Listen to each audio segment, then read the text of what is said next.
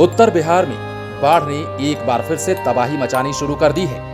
नेपाल में हो रही बारिश के बाद एक के बाद एक कई नदियां उफान पर आ गई है। इससे कई जिलों में बाढ़ की स्थिति उत्पन्न हो चली है। कोसी सीमांचल के बाद अब उत्तर बिहार में गंगा, महानंदा, बागमती, गंडक और कोसी जैसी बड़ी नदियां खतरे के निशान से ऊपर बहने लगी हैं। इन नदियों का जलस्तर बढ़ने से तटबंध वाले इलाकों में कटाव शुरू हो चुका है। 100 से भी ज्यादा गांवों के करीब 2 लाख परिवार प्रभावित हुए हैं। कटाव से लोगों की नींदें उड़ी हुई हैं। कई गांवों में घर ध्वस्त हो गए हैं। खेत और सड़कें पूरी तरह पानी में डूब चुकी हैं। बाढ़ के डर से लोग अपना बोरिया बिस्तर लेकर सुरक्षित जगहों पर पलायन करने को मजबूर हैं।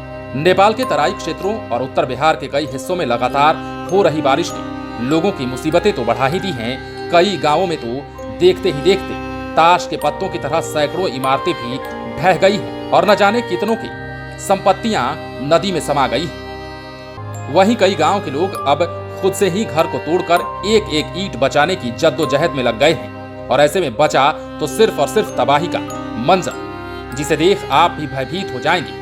तस्वीरें बहुत कुछ बयां कर रही हैं। दरअसल आपको बता दें कि गंडक नदी में हर घंटे 2 सेंटीमीटर तो कोसी में हर घंटे 1 सेंटीमीटर पानी बढ़ रहा है, जो लोगों के लिए खतरे की घंटी साबित हो रहा है।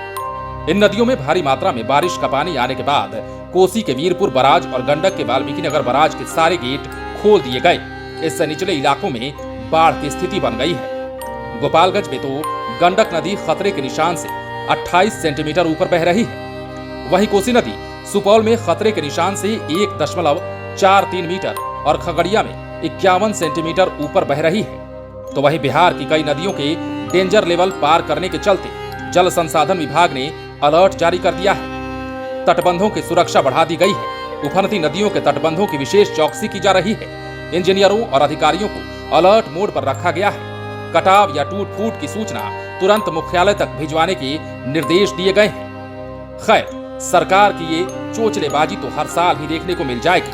ऐसे में सवाल प्रशासन से और खासकर उन जनप्रतिनिधियों से जो चुनाव के समय आपके दरवाजे पर वोट के लिए गिड़गिड़ाते हैं। सवाल सरकार से जो हर साल बाढ़ से निपटने की तैयारी का दावा करती है, लेकिन बाढ़ की ये तस्वीरें सरकार की खोखली दावों को हर बार की तरह इस बार भी खोल रही है। मतलब ये कि सरकार के दावे इस बार फिर फेल होते नजर आ रहे हैं, क्योंकि एक बार फिर से बिहार के कई इलाकों के लोग घर बार छोड़कर सड़क पर आ गए हैं। दाने दाने को मोहताज हो गए हैं।